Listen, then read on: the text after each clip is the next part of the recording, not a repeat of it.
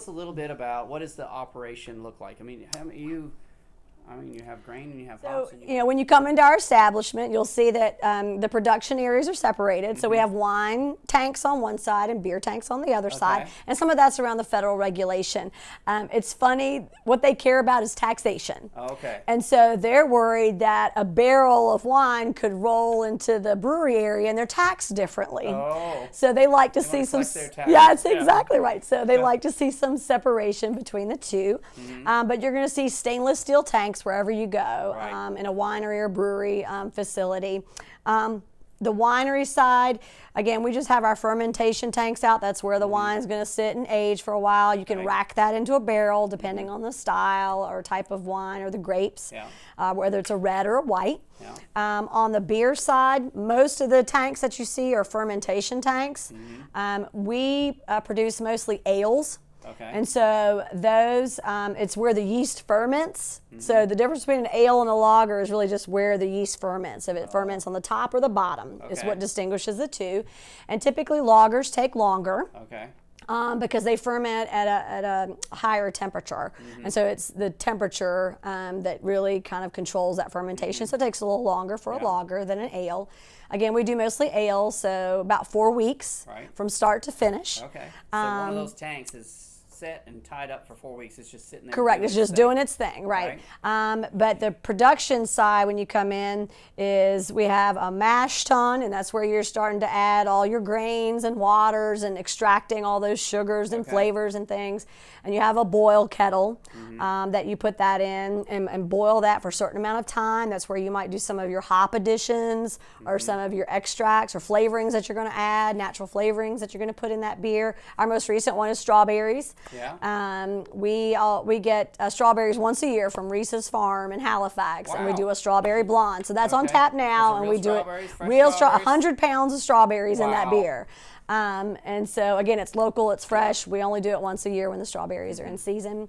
From the boil kettle, then it goes into the fermentation tank, and that's where it's going to sit. You'll pop the yeast in there, and you're going to let it do its thing. So how many pounds of, how big is that tank, and how many pounds of grapes does it take to make a vat of wine? And oh, wow. So our tanks got, that's an Ethan Brown question. Oh, is it? I'm getting too deep in the chemistry. But we do, you are getting a little deep in it. So on the takes a lot of grapes though, right? It does. So you're talking about, one of those tanks can hold a couple tons of because you're, with whites, when you harvest your white grapes, you're having to de-stem. No peeling. No Lucy and Ethel. We're not doing Lucy and Ethel. We're not feet stomping. No. Dogs in the tap room, fine. Feet stomping, no bueno. No bueno.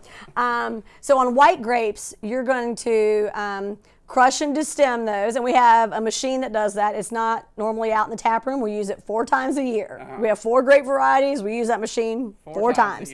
And it's from Italy, so the directions are in Italian, so we had to do a little translation and kind of, First time you used it was a little tricky. Yeah, a little tricky, We assume the red button makes everything stop. At least that's what we've found to be the case.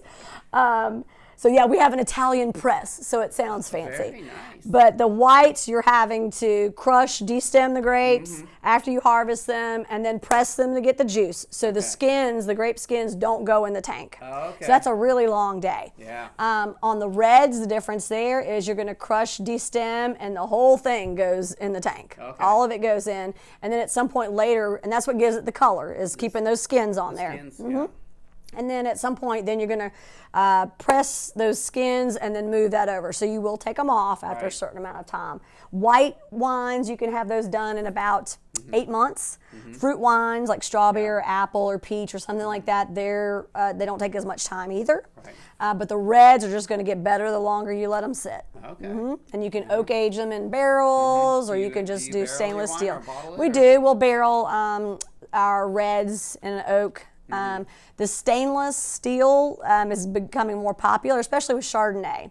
So sometimes now a lot of people, if you're serving a Chardonnay, we don't grow Chardonnay, but for Chardonnay lovers out there, they'll ask if it's oaked or stainless. And so some people just don't like that oaky taste on a Chardonnay. They like a crisp white, like a Sauvignon Blanc, but without the oak. So sometimes now you have to ask if someplace, and they should tell you if they're serving a Chardonnay, if it's been barreled, if it's got the oak on it, or if it's stainless.